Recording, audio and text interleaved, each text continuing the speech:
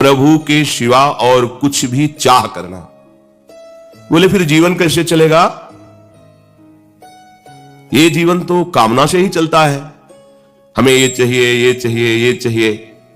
तो आपको भरोसा नहीं है क्या? एक देशीय शरीर में ममता करने वाली मां अपने बेटे की चाहे जितना शयाना हो जाए वो चिंता करती है, कब उसे क्या चाहिए वो अपनी सामर्थ्य के अनुसार प्रयास करती है। तो क्या अखिल शक्तियों के स्वामी, सर्वज्ञ, सर्वत्र विद्यमान, सर्वशक्तिमान प्रभु, हम जिनके बच्चे हैं, जिनके अंश हैं, क्या हमको बताना पड़ेगा कि प्रभु मेरी आवश्यकता है? आवश्यकता वो खुद पूर्ण करेंगे। अनावश्यक मांगे हमें परेशान किए हुए, आवश्यक मांगे। जीवन जीने के लिए जो आवश्यक है वो प्रभु पहले से पहले भेजते रहेंगे, विश्वास कीजिए, वो दिए हैं। पर अनावश्यक मांगे जो अहंकार की पुष्टता के लिए, इंद्रियां जो भोग सुख के लिए लालायित है, अनावश्यक, ये मांगे हमें भगवत विमुख कर देती है। तो कहां फिर हम इस मांग को कैसे मिटाएं? चलो मांगो, पर केवल इन्हीं से मांगो। भगवान ने रास्ता दे दिया। आर्त, अर्थार्थी, जिज्ञासु, ज्ञानी, चार ही प्रकार से मेरे को भजने वाले हैं। भगवान ने उसमें कहा कि जो ज्ञानी है वो मुझे बहुत प्रिय है, बहुत प्रिय है। तो फिर ऐसा लगा कि ये जो तीन हैं, आर्त, अर्थार्थी, जिज्ञासु, ये आपको प्रिय नहीं है। श्री भगवान मानो इसी भाव को आगे पुष्ट करते हुए कहते हैं, उदारा सर्व एवैते। भगवान उदार कह रहे हैं, जो इनसे मांगता है, देखो कैसे उदार शिरोमणि है। प्रभु से जो मांगता है प्रभु उसे उदार कहते हैं। दरिद्र नहीं कह रहे, भिखारी, मांगता ही रहता है, ये दे दो, ये दे दो। जैसे कोई संपत्तिवान माता पिता हो और उसका पुत्र उससे मांग रखे बार बार, तो उसे अच्छा लगता है कि इसी के लिए तो वैभव है, अच्छा है, और क्या चाहिए तेरे को, और क्या चाहिए। उनको और दुलार आता है। फिर ये तो अनंत शक्तियों के स्वामी है। बस शर्त है केवल इन्हीं से। इस शर्त में हम सब फेल हो जाते हैं। अगर केवल एक बात रहे कि इन्हीं से, तो आप निहाल हो जाओगे। इस शब्द याद कर लो, केवल इन्हीं से। इंतजार करो, ऐसा नहीं कि अभी बोला अभी हो जाए। बहुत बच्चे हैं उनके, एक दो थोड़ी है। और पुकार तो अभी आपकी पहुंच जाएगी, अभी पास हो जाएगा, पर वो पुकार नहीं, अभी आर्त नहीं है, दैन्यता नहीं है, प्रियता नहीं है, इसलिए हमारी पुकार वहां तक पहुंच नहीं पा रही है। पुकारते रहिए, केवल इन्हीं को पुकारिए। जिस दिन सुन लेंगे ना, तो इस दरबार की बात ही कुछ ऐसी है कि एक बार इस दरबार का आश्रय लेने वाले को कभी दूसरी तरफ देखना भी नहीं पड़ा। और ये ऐसे उदार दाता है कि मांगने वालों को कह रहे हैं उदार है। उदारा सर्व एवैते ज्ञानी त्वात्मैव मे मतम आस्थितः सहि युक्तात्मा मामेवानुत्तमाम गतिम। कितने कृपालु हैं वो। तमाम गतिम, जो मांगोगे वो तो मिलेगा ही, और ये अपनी तरफ से एक बात देंगे, उत्तम गति दे देंगे। ये अन्य की तरफ मत देखो, एकमात्र प्रभु का भरोसा कर लो तो कामना की भी पूर्ति हो जाएगी, और जो निष्काम धर्म के आचरण से फल मिलता है उत्तम गति, वो उत्तम गति भी दे देंगे। कितने कृपालु हैं। भगवान कह रहे हैं कि ऐसा न समझो कि ज्ञानी ही मुझे प्रिय है और तो सब बेकार। कह रहे नहीं, उदारा सर्व एवैते। ये जो आर्त है, ये जो जिज्ञासु है, अर्थार्थी है, ये बड़े उदार हैं। कैसी कैसी करुणा है। भला मांगने वाला उदार कैसे हो सकता है? लेकिन ये अति उदार भी सुंदर, ये ऐसे प्रिया प्रीतम है, ऐसे महामहिम है कि इनके दरबार में जो मांगा तो वो उसको उदार कहते हैं। बड़ा उदार है, बड़ा लाडला बच्चा है, इधर उधर ना भटक कर सीधे हमसे कह रहा है। प्रभु का प्यार देखो। हम भटक रहे हैं अज्ञान की धरा में, प्रभु सत्संग के द्वारा हमारे हृदय का मोड़ कर रहे हैं अपनी तरफ। उनको जरूरत नहीं है हमारे मंगल के लिए। ये जो उदार भक्त हैं, पर इनमें जो प्रेमी भक्त हैं, मेरे से प्यार करते हैं और कुछ नहीं चाहते हैं, मैं कैसे बताऊं? वो मेरी आत्मा है, वो मेरा स्वरूप है, ऐसा मेरा मत है। जो कुछ यहां दिखाई दे रहा है वो सब है प्रभु ही, पर जब तक त्रिगुणात्मिका माया का हमारे अंतःकरण में प्रभाव है तब तक हम अनुभव नहीं कर पाएंगे। जब त्रिगुणातीत अवस्था जागृत होती है तभी भगवदानंद का साक्षात्कार होता है। प्रभु का नाम, प्रभु का रूप, प्रभु की लीला, प्रभु का धाम, ये त्रिगुणातीत अवस्था है। जो इसी में रमण करता रहता है वो निस्त्रिगुण्य हो जाता है। जिसको एक बार भगवदानंद की अद्भुत हुई फिर अंतःकरण धर्म से वो ऊपर उठ जाता है। संसार का मनन चिंतन, संसार का आकर्षण, भोगों की दास्ता, ये सब खत्म हो जाती है। प्रभु ने कहा है कि वैसे तो मेरा सिद्धांत है ये, यथा माम प्रपद्यन्ते तास तथैव भजाम्य हम, मुझे तुम जैसे भजोगे वैसे मैं तुम्हें भजूंगा। श्री भगवान ये सिद्धांत कह रहे हैं, पर यहां बड़ा दुलार भरा उन्हीं के वचन की उदारा, ये बड़ा उदार है जो मेरे दरबार में आकर के अपनी कामना की पूर्ति चाहता है। संतों ने तो निषेध किया है क्योंकि वो इनके रहस्य को जानते हैं। भला सच्चिदानंद प्रभु के सन्मुख होकर के विषय भोग मांगना कितनी निंदनीय बात है। प्रभु को ना मान, अरे परम पद जब ध्रुव जी को मिला तो उनको ग्लानि हो गई, कैसे प्रेम रस से भरे हुए श्री अंग वाले प्रभु की दास्ता ना मांगकर मैंने परम पद मांग लिया, अब क्या होगा। अब तो प्रभु ने तथास्तु कह दिया, ऐसा ही हो, तुम्हें जो चाह थी वो तुम्हें प्राप्त हो। ये चाह ने मुझे गिरा दिया। परम पद में आरूढ़ होने पर उनको अनुभव हुआ मैं गिर गया, प्रभु की दास्ता से चूक गया। निरंतर प्रभु के समीप रहता, इनकी मुख माधुरी का दर्शन करता और इनकी सेवा सुख में निमग्न रहता, इससे बड़ा क्या सुख। ये अब अनुभव हुआ। सोचा कि चूक हो गई। कैसे चूक हो गई?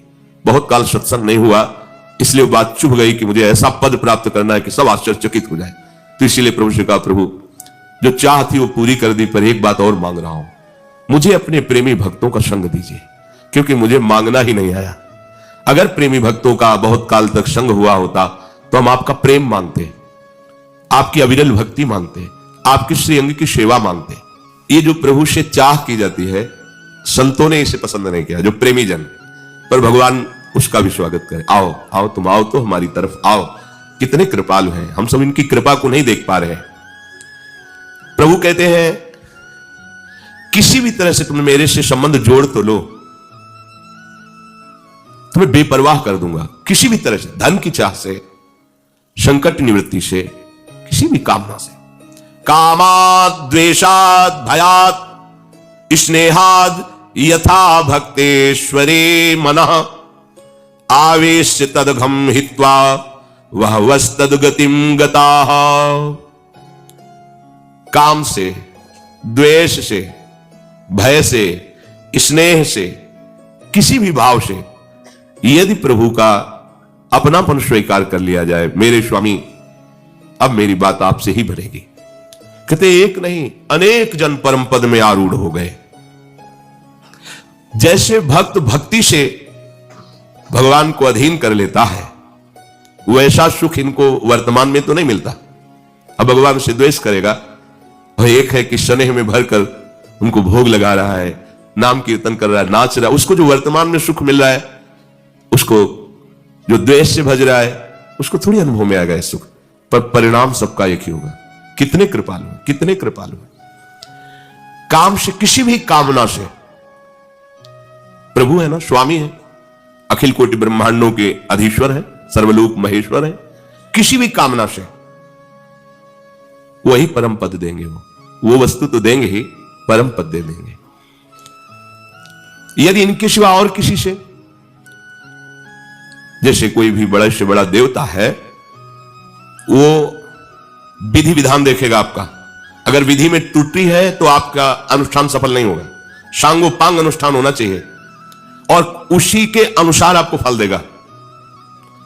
आप जहर मांगो तो जहर दे देगा, जो मांगो वो आपकी जितना तपस्या है, जितना साधन है, उसमें अगर त्रुटि है तो नहीं मिलेगा। सांगोपांग अनुष्ठान हो फिर जो चाहोगे दे देगा। पर हमारे प्रभु ऐसा नहीं करते, जो चाहोगे नहीं देंगे। तुम्हारा जिसमें मंगल होगा वही देंगे, अन्यथा नहीं देंगे। और त्रुटि हो जाने पर भी तुम्हारी अनुष्ठान की वृत्ति से फल नहीं देंगे। तुमने प्रभु के लिए प्रयास किया, अपनी कामना पूर्ति के लिए, प्रभु को वो इस बात पे रिज के अनुष्ठान से भी बढ़कर दे देंगे। इस राशि को सब कोई नहीं जानता, इसीलिए जल्दी प्रभु की शरण में नहीं होता। ये ऐसा करुणा में दरबार है, कहीं नहीं सुना, कहीं नहीं देखा। एक श्री हनुमान जी महाराज की सिद्धि कर रहे थे, बताया भी इस सत्संग में, भीमसेन उनका नाम था, और थे भी बहुत बलवान। हनुमान जी की सिद्धि और भक्ति में अंतर है, ध्यान रखना। किसी भी महान महिमाशाली देवी देवता या जो भी भगवत पार्षद है, सहज भाव से इनकी आराधना करो, सफलता ही सफलता मिलेगी, वो आपको आगे बढ़ाते चले जाएंगे। और सिद्धि का तात्पर्य होता है उनको अधीन करना मंत्र के द्वारा। अब उसमें अगर अनुष्ठान में त्रुटि हुई तो तुम्हारी ऐसी तैसी भी हो जाएगी। परम कृपालु श्री हनुमान जी महाभागवत हैं। आप खूब भगवान के चरित्र सुनाइए, उनको नाम जप कीजिए, उनकी सेवा कीजिए। बड़ी से बड़ी त्रुटि हो जाने पर आपका मंगल नहीं होगा, मंगल भवन तक पहुंचा देंगे। पर यदि आप किसी मंत्र के द्वारा, हनुमान जी महाराज के जो मंत्र हैं उनके द्वारा आप उनको सिद्ध करके अपना चमत्कार दिखाना चाहे तो सांगोपांग होना चाहिए, नहीं फिर सब बिगड़ जाएगा। अब बहुत काल तक नियम निष्ठा में रहना कठिन होता है। उस समय बाल्यावस्था थी, मैंने सुना था कि एक गांव पास में ही है, वो ब्राह्मण घर में जन्मे थे और मंत्रों का उनको ज्ञान था। अनुष्ठान हनुमान जी का कर रहे थे सिद्धि का। खंबे में बांधे गए, देख रहे जंजीर से, लोहे की जंजीर से खंबे में बांधे, ऐसे पेशाब करते, ऐसे डालते, ऐसे फेंकते, पागल एकदम। महाशक्ति संपन्न श्री हनुमान जी को मंत्र के द्वारा तुम अधीन करके अपनी कामनाओं की पूर्ति। आप उनकी सेवा करो, सियाराम नाम का कीर्तन सुनाओ, प्रभु के चरित्र सुनाओ। स्वयं अष्ट सिद्धि नवनिधि के दाता है वो कृपा कर देंगे, एक से एक सिद्धि आप में प्रकट। उनको अधीन प्रेम से किया जा सकता है।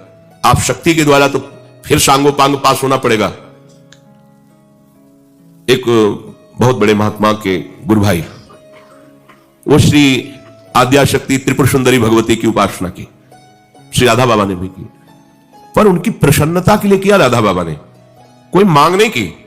आपकी कृपा से श्री कृष्ण हमें प्रीतम रूप में प्राप्त हो। गोपी जनों ने भी आद्याशक्ति कात्यायनी की उपासना बाबा ने भी की, पर वो इस भाव से नहीं कर रहे थे, वो दैवी शक्ति को सिद्ध करने की भावना से कर रहे थे। और बहुत सावधानी, जो बड़े महात्मा थे उन्होंने उनको कहा कि देखो आप आग में कूदने जा रहे हो, मां भाव से करोगे तो दुलार करते हुए सारी कामनाएं पूर्ण करती रहेंगी, और शक्ति को अधीन करने की बात सोचोगे तो आपको कसौटी में कसना पड़ेगा। उनका हम तैयार है। बहुत अल्प दूध लेकर के मंत्र का जाप, उतने ही मंत्रों का हवन, और उस भवन में किसी का प्रवेश नहीं, बड़ी सावधानी से कर रहे थे। जब उनकी सिद्धि का समय आया तो एक मक्खी उनके आसपास घूमी। माता जी का एक नाम भ्रामरी है। इतनी भनभनाट पैदा हुई कि दिमाग कहना कंट्रोल के बाहर हो गया, क्योंकि दैवी शक्ति थी। अब बेटा हो तो मां मां पुकारे, लेकिन वो तो अधीन करना चाहते थे शक्ति को, दिमाग का। सामने देखा अत्यंत सुकुमार अवस्था और एक सुंदरी खड़ी है। पूज्य भाव हट गया। जो ही पूज्य भाव हटा, शुरू या देवी सर्वभूति बुद्धि रूप गायब बुद्धि, बुद्धि खत्म। जो फुटपाथ में ऐसे पागल जैसे घूमता है, स्थिति हो गई, खत्म। तो जो दैवी शक्तियां हैं, बड़े बड़े देवता हैं, ये मंत्र के अधीन है, ऐसा नहीं, मंत्र के अधीन है। अगर सांगोपांग अनुष्ठान हो गया, जितना मंत्र का अनुष्ठान, तो आपकी कामना पक्की सिद्ध कर देंगे। अगर उनको अधीन करना है कि बोले इनके ऐसा, इनके अमुक शक्ति अधीन है, अमुक शक्ति अधीन, ये हमने दर्शन भी किए हैं, भ्रमण में बड़े अनुभव हुए। एक जगह गायत्री माता का जो सिद्ध भाव है उनको प्राप्त था, तो ऐसे ही हजारों की लाखों की सभा लगती थी, ऐसे कर देते तो ऐसे खर खर खर कर सोने चांदी के सिक्के गिरते ऐसे। ये सब दैवी शक्तियों के चमत्कार। अगर आप निष्काम भाव से गायत्री जप करेंगे तो श्री कृष्ण प्रेम प्रदान कर देंगे, क्योंकि गायत्री कृष्ण स्वरूपा ही है। भाव अलग अलग है। यहां कहने की जो देवताओं का सकाम भाव से अनुष्ठान करते हैं, अगर अनुष्ठान की पूर्ति ठीक हुई तो आप जो चाहते हैं वो दे देंगे आपको। परिणाम क्या होगा कोई मतलब नहीं, तुम्हारा परिणाम क्या होगा, उनका परिणाम क्या होगा, इसका भी मतलब नहीं। आपके पास है तप रूपी धन, उतना करना। अब आप देखो, औरों की तो बात जाने दो, देवादिदेव महादेव, वो असुर शकुनी पुत्र विरकास हो, नारद जी से पूछा ऐसा कोई देवता बताओ जो झटपट सिद्ध हो जाए, प्रसन्न हो जाए, हमें वरदान देते। बहुत जल्दी प्रसन्न होने वाले आसपास तो भगवान शंकर है। सहज भाव में उपासना करो, अत्यंत दुर्लभ प्रेम प्रदान कर देंगे। नरसिंह मेहता जी, पूज्य राधा बाबा, बड़े बड़े महापुरुषों को भगवान शिव ने प्रिया प्रीतम का प्रेम प्रदान किया है। मंत्र के द्वारा जो चाह करोगे वो आशुतोष है और हरदानी से लेकर विचार नहीं करते जा। उसने देखा कि प्रभु को प्रसन्न करना बड़ा कठिन है, तो अपने शरीर का मांस काटकर अग्नि में हवन करने लगा और भगवान शिव के मंत्र का उच्चारण। भगवान शिव प्रकट हुए और कहा, काहे भाई ऐसा कष्टप्रद कार्य कर रहे हो, हम तो एक अंजलि जल में प्रसन्न हो जाते हैं, क्या चाहिए? बोले महाराज जिसके ऊपर हाथ रख दो वो भस्म हो जाए। अगर हरि से ऐसा मांगते तो डांट कर हरि अंतर ध्यान हो जाते हैं, जिसके ऊपर हाथ रख दे ऐसा। पर वो तो आज तो सौ डर डाली मगन रहते हैं हरि प्रेम में, दुनिया से मांग जाओ तथास्तु। उसने सोचा परीक्षा पहले गुरु से ही करनी चाहिए, इन्हीं के ऊपर हाथ रख देते भस्म हो जाएंगे तो कैलाश का वैभव हमारा हो गया। वो बुद्धि होती है। भगवान शिव भागे, भगवान शिव अपने ही वरदान से। अब वो भगवान शिव के जब देखा कि अब उसको आसुरी शक्ति से वो भी संपन्न था, भगवान जैसे भागते वैसे वो पीछे भागता, तो सोचा बचा सकते हैं तो इस संकट से, भगवान शंकर इस संकट से अगर बचा सकते हैं तो श्री हरि बचा सकते हैं। अंदर से चिंतन किया, हरि संभालो आके, तो बस बीच में ही प्रकट हो गए। प्रणाम प्रकाशु जी। हमें कौन प्रणाम करो, प्रभावशाली भगवान के वचन, इनके पीछे भाग रहे हो? हाँ हाँ, क्यों? इन्होंने वरदान दिया है कि जिस पर हाथ रख दोगे भस्म हो जाएंगे, तो हम इन्हीं को। अरे बोले तुम्हें विश्वास है? दक्ष ने इनको साफ दिया था, इनकी अब बात सत्य नहीं होती। सुनो, हम भी तुम्हारे साथी हैं, तो अपने ऊपर हाथ रख करके देखो ना, अगर झूठ निकले तो अभी दोनों मिलकर के, हाँ ठीक, ये नहीं सोचा कि अगर सत्य हुआ तो। वो भगवान की बात में फंस गया, उसने हाथ रखा, राग का ढेर हो गया। महादेव जी ने लौट कर देखा, अब महाराज बचा लिया, नहीं तो कहां कहां भागते हो, सब हंसते कि देखो शिव को खेदे हुए। शिव को बोले प्रभु कुछ विचार भी तो कर लिया करो, आप ऐसे ये वरदान दे दिए कि आपको खुद भगाए डोला है, विचार करके वरदान दीजिए। नहीं तो ये आश्र भाव के जन है, ये सब साधु जनों को, दैवी संपदावान को, जब आपको ही वरदान दाता को ही भस्म करने की सोच रहा है, प्रभु अगर जिंदा रहता तो क्या न करता। तो उन्होंने कहा प्रभु हम इसलिए अलमस्त रहते कि आप हो ना, आप संभाल लोगे, सब संभाल लोगे।